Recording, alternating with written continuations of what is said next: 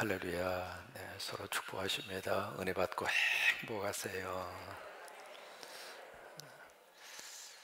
우리가 요한복음을 읽으시다가 보면 이 요한복음에만 나오는 말씀이 의로 많습니다.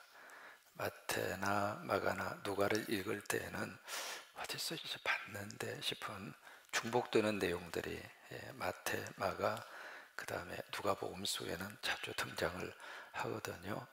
근데 요한복음에서는 요한복음에서만 만날 수 있는 그런 말씀들이 의로 많습니다. 그중 이제 첫 번째로 등장하는 것이 물을 뭘로 만들었죠? 포도주로 만든 거. 그 요한복음에서만 나옵니다. 그 다음에 니고데모와의 예수님과의 대화의 내용, 그 다음에 수가성 여인과의 대화의 내용, 그런 것들은 요한복음에만 나와요. 그 오늘 13장에서 만나는 이제 그 유명한 그 오늘 예수님의 이 말씀 뭐냐면 우리가 흔히 이제 세족식이라 그러잖아요. 또는 이것을 다른 말로 말하면은 발 씻음이다. 이제 그렇게 표현할 수 있는데 이것도 요한 복음에서만 나옵니다.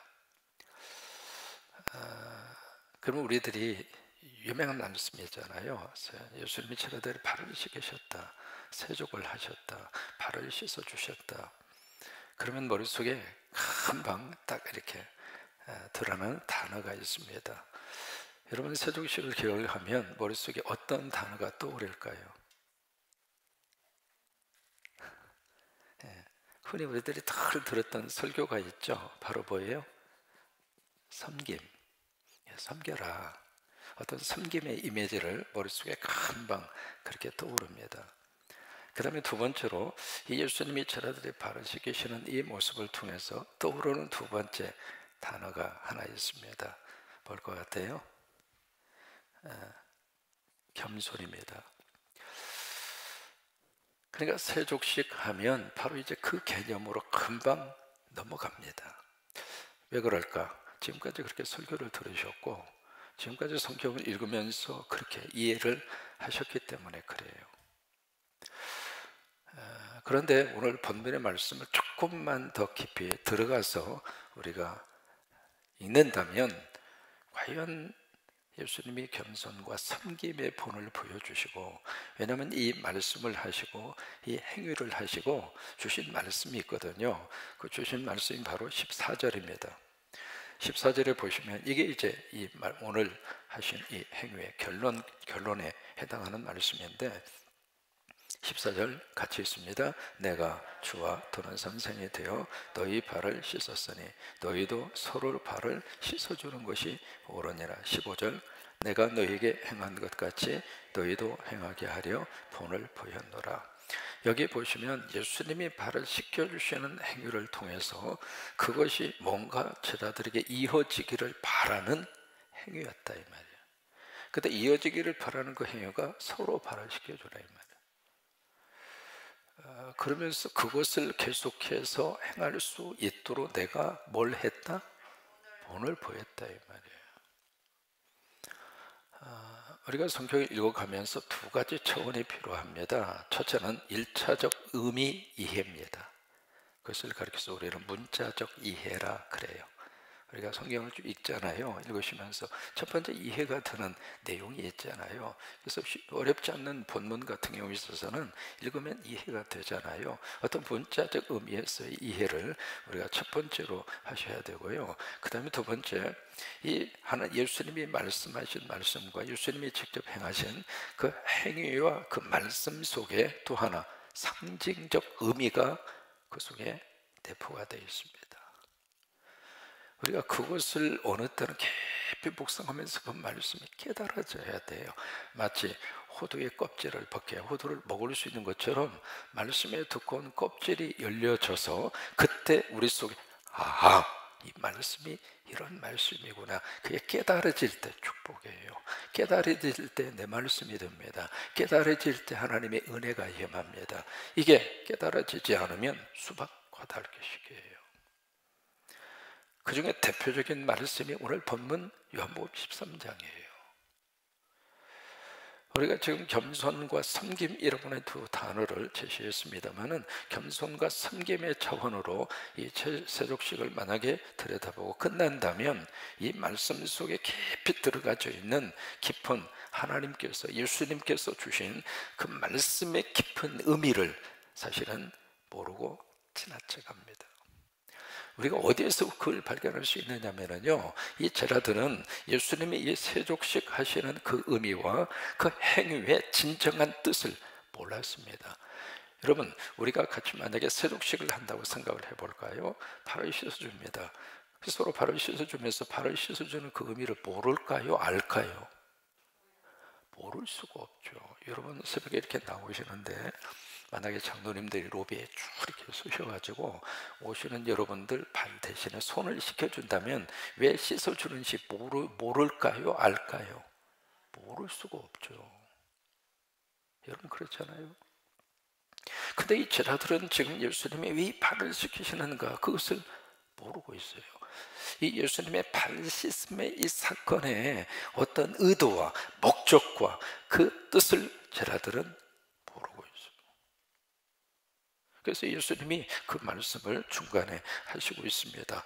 7절입니다. 그래서 이 7절의 말씀을 하시는 거거든요. 예수께서 대답하여 이르시되 내가 하는 것을 너희가 지금은 알지 못하지만 이후에는 알리라. 왜 지금 그들은 몰랄까? 누구나 다 알 수 있는 행위이고 누구나 다 지금 경험을 하면서 이분이 나를 섬겨주시고 있구나, 이분이 나를 겸손하게 나를 이렇게 존중해 주고 있구나, 그렇잖아요. 누군가의 발을 씻겨주고, 여러분, 누군가의 손을 씻어준다고 하는 것은 나를 내려놓지 않으면 씻어줄 수가 없잖아요. 특별히 예수님이 허리에 수건을 통이시고 제자들의 발을 씻기려면 자세가 어떻게 해야 될까요? 이렇게 서가지고 발 올려. 그래서 상대가 발을 높이 올려서 점점점 손 위에다 이렇게 씻어줄 수 있습니까? 내가 상대의 발 위치만큼 내려가야 되잖아요. 그러니까 이 행위 자체를 우리가 모른다, 제자들이 예수님의 발 씻음의 사건에 대해서 알지 못했다, 이것은 사실은 예수님의 이 행위 속에 그들이 아직 깨닫지 못하는 어떤 영적 의미의 메시지가 담겨 있다고 하는 거예요.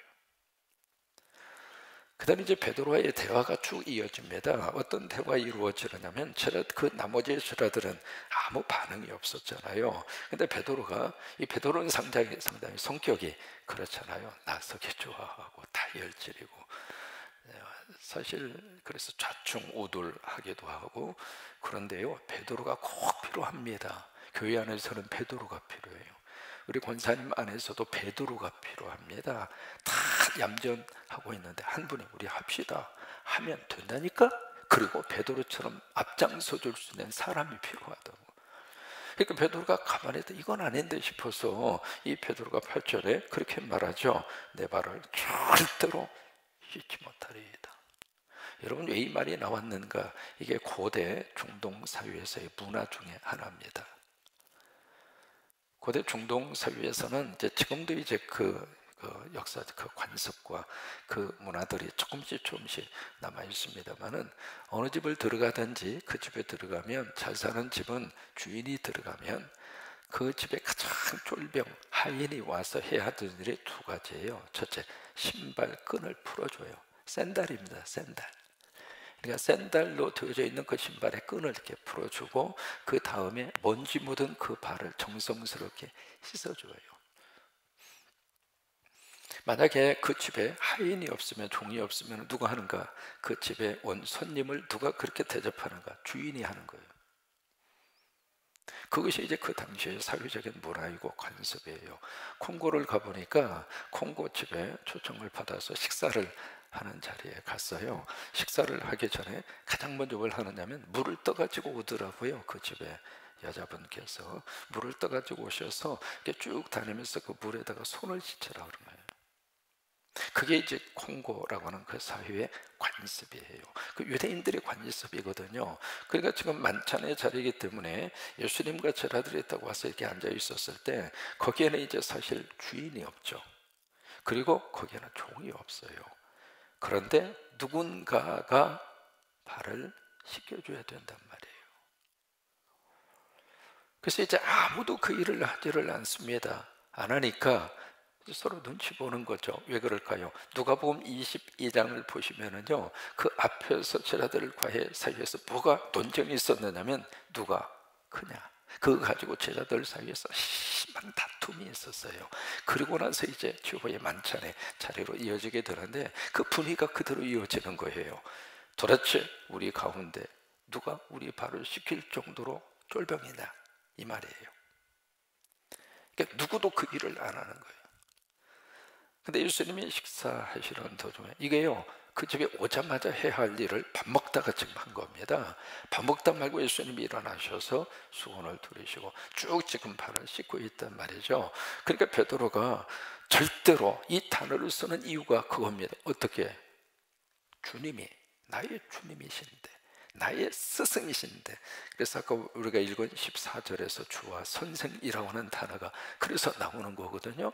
주님이신데, 선생님이신데 어떻게 종 중에서도 가장 하급 종이 하는 일을 주님이 하십니까?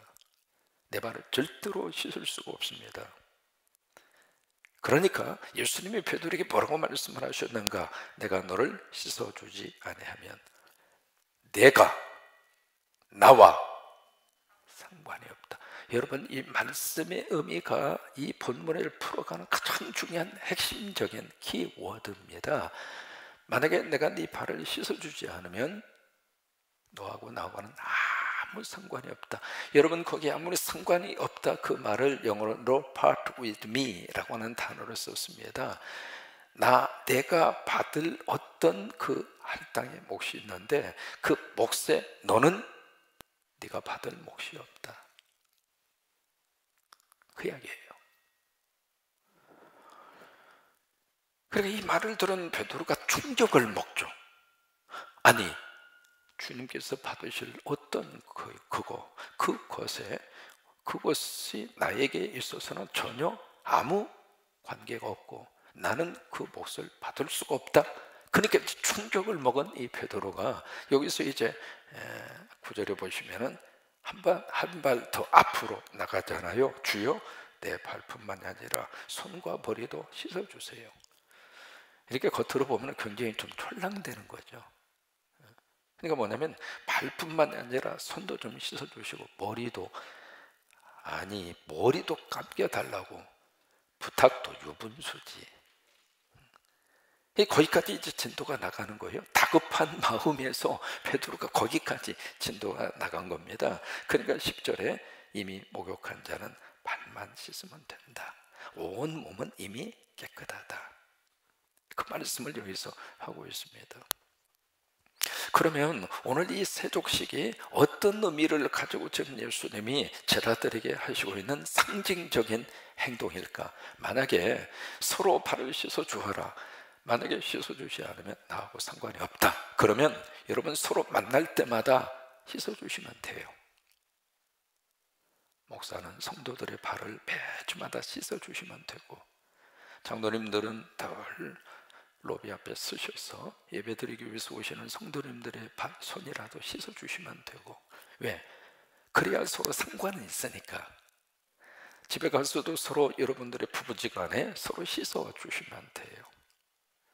근데 오늘 이 예수님의 말씀 속에는 서로 그렇게 발을 씻어주어라, 그 행위 자체를 우리에게 요구하는 것이 아니라 예수님이 보여주시고 있는 이 상징적인 행동, 그 속에 담아주시고 있는 의미가 있다고 하는 거예요.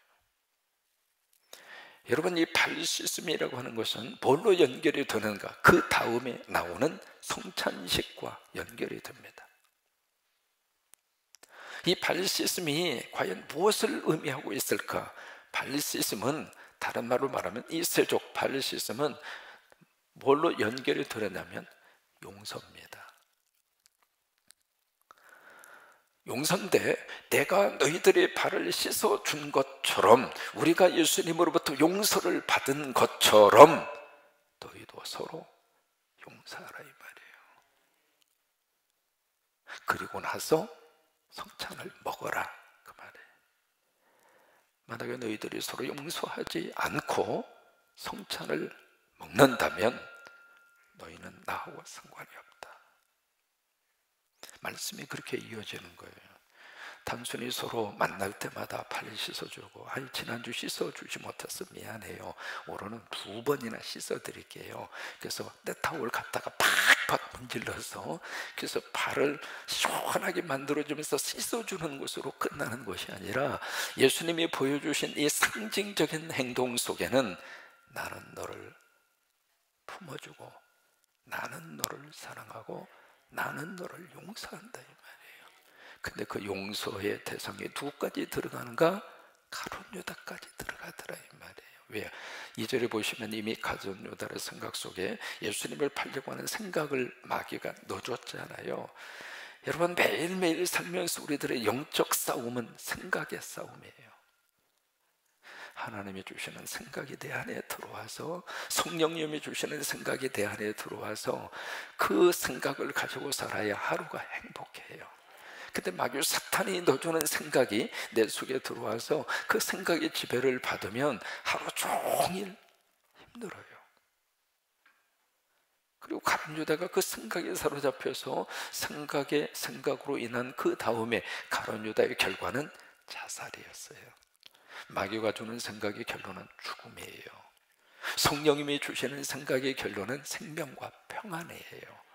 오늘 하루도 성령님의 생각으로 충만하시기를 축원합니다. 그러니까 가룟 유다의 생각, 가룟 유다가 지금 몸은 거겠지만 생각은 이미 마귀의 생각에 잡혀 있는 거예요. 그런데 그 발을 주님이 씻어주시는 거예요. 가룟 유다가 회개했다면 주님은 그를 용서하셨을 거예요. 그러니까 지금 예수님이 그 모습을 제자들에게 보여주고 있는 거예요. 그래서 지금 내가 하고 있는 이 행동의 의미를 너희들이 지금은 모르지만은 내가 십자가를, 그리고 내가 부활을, 그 다음에는 너희들이 내가 했던 이 행동의 의미를 알게 될 것이다. 그래서 내가 너희를 용서하는 것처럼 그 다음이 중요하잖아요. 너희가 서로 발을 씻어주어라, 서로 용서하라고 하는 거예요. 여러분, 우리 교회 안에서 가장 아름답게 이루어져야 할 것은 용서입니다. 내가 하나님으로부터 용서받은 것처럼 여러분도 서로를 용서하라고 하는 거예요. 만약에 내가 하나님으로부터 큰 죄를 용서받아서 그게 너무 감사한 거예요. 마치 1만 달란트 빚진 자, 그 사람이 하루아침에 다 탕감받았으니까 얼마나 행복합니까? 그 사람처럼 하루아침에 이 모든 크레딧 빚, 이 신용카드의 빚이 다 없어지고 나를 얽어매고 있는 이 빚더미로부터 어느 날 하루아침에 모든 것들이 청산해지면 얼마나 행복하겠어요. 그런 것처럼 주님으로부터 용서받은 자의 그 기쁨과 행복이 있는데, 그것을 가지고 그 다음에 그 기쁨과 그 은혜의 감격으로 예수님의 살을 먹고 예수님의 피를 먹고, 그것으로 우리들이 만족하고 끝난다면 나와 상관이 없다는 거예요. 서로 발을 씻어주어라. 내가 용서받은 것처럼 나도 용서하라고 하는 거예요.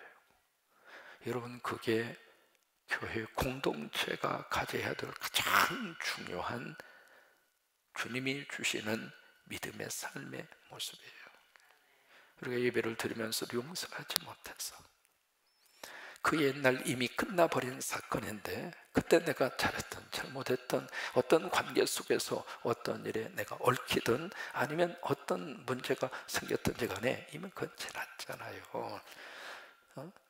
그래서 그 지나버린 사건임에도 불구하고 그것이 내 속에 깊이 박힌 못처럼 내 속에 콕 박혀서 그 사람의 얼굴을 볼 때마다, 그럼 나는 아직 그의 발을 씻어주지를 못하고 있는 거죠. 내가 아직 발을 씻어줄 만한 생각과 마음이 없는 거잖아요. 그런 모습으로 우리가 이 공동체를 속에서 믿음 생활하고 끝나는 것이 아니라 나와 하나님과의 관계만 바르게 되면 나는 된다, 그게 아니라 그 하나님과의 관계 속에서 받은 은혜와 그 용서의 그 감격과 축복을 이제는 서로 나도 용서하고 나도 남으로부터 용서받고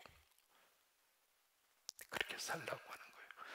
여러분, 여기 세족식이 왜 성만찬하고 그 성찬식하고 연결을 시켰을까? 이 용서가 두 가지 차원이 있습니다. 이 용서가 첫째는 수직적 차원의 용서가 있고 그 다음에 수평적 차원의 용서가 있습니다.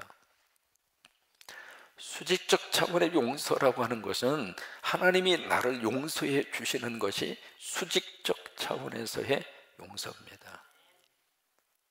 그것은 이미 목욕한 거예요. 그래서 목욕했다고 하는 말을 그래서 쓰고 있는 거거든요. 너희는 이미 깨끗하여졌다. 여러분, 이 수직적 차원에서의 용서를 속죄의 용서라고 하는 말이에요. 그것은 십자가에서 이미 예수님이 다 끝내셨어요. 그래서 다 이루었다, 그렇게 하시는 거예요. 우리는 이것을 믿으면 구원받아요. 이것을 믿으면 용서받아요. 수직적 차원에서의 용서입니다. 근데 수직적 차원에서 용서로 끝나지 말고 오늘 예수님이 말씀하시는 의미는 수평적 용서입니다.